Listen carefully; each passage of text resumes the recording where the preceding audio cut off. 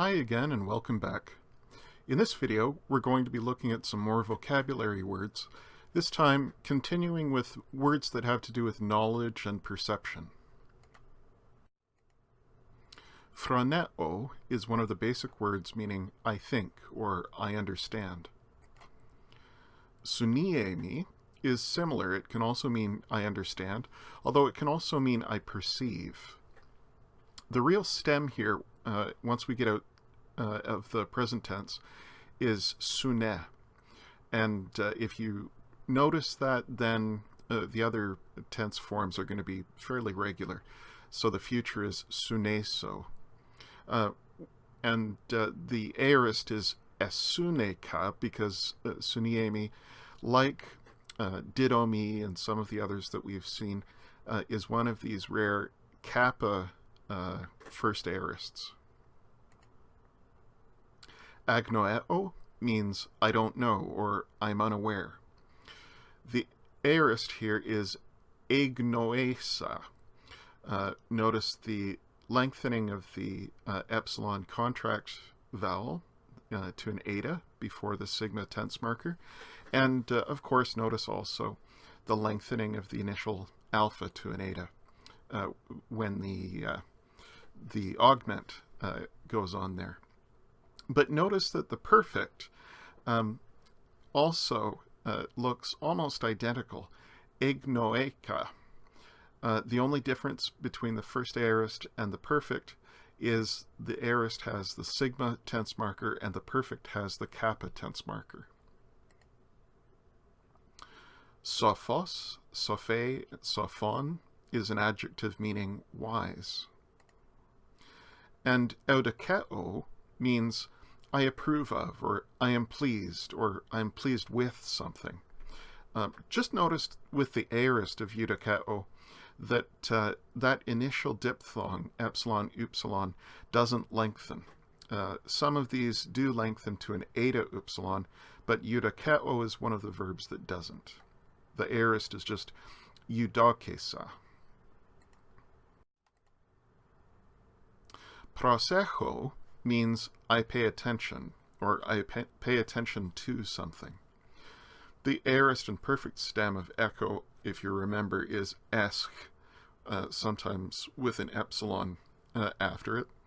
And so the aorist form is proseskon, and the perfect form is proseskeka. Theaomai means I see or observe, and it can also mean to look into something or to study it. The omicron at the end of the stem is dropped in tenses other than the present, and so the aorist, for example, is etheasamein, and that's the middle, because this is a deponent verb, or a middle-only verb. But just notice it's not etheaosamein, or osamein. That omicron is dropped out, and it's etheasamein. Anablepo means I look up, with the sense of ana meaning up, or I see again, I receive sight back, and that plays on the other meaning of ana, again. Mimneskomai means I remember, and there's no aorist of this verb, interestingly enough. The real stem, though, is mne, and if you remember that, then the future and the perfect forms are quite regular. There's another very closely related verb, mnemonuo, which is much more regular and also means I remember. Apokalupto means I reveal, disclose, I uncover. And in the other forms of this verb, you'll notice that the final p-tau combination acts as if it were just a final p.